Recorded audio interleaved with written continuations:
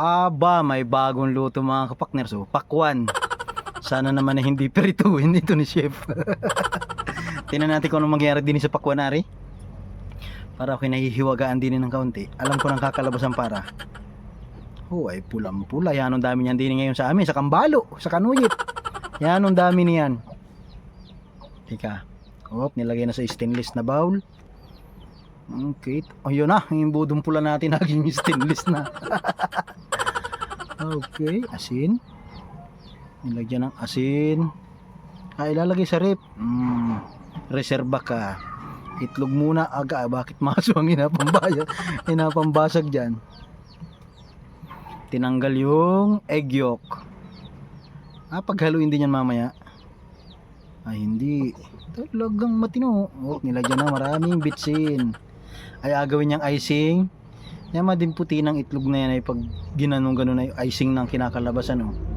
Nasala dyan ng asukal. Aha. Nakakuha ko yung idea no. Ay, may imbudo natin. Bidang bida talaga yan. Malusot baga yan. Hindi ka sa piya-piya. Ayusa, intindi ang mahigit. May pa. Hinalo na yung asukal. Ay magawa pala ito ng cake. Ano yun? Ano yung hinalong yun? May gatas. Nilagyan ng gatas.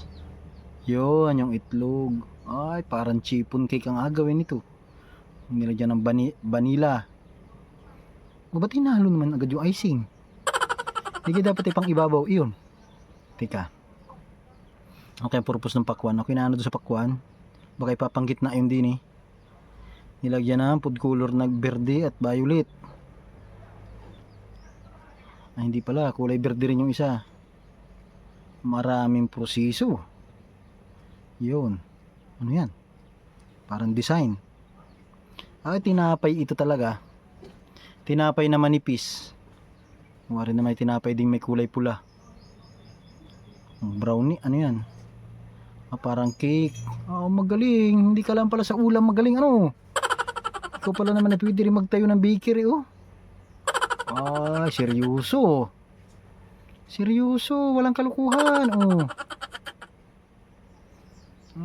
Okay. Parang kami inapalukso mo sa kati ginayat. Masarap yung tinapay. Walang sili. Makakakain kita niyan. Warik ko naman.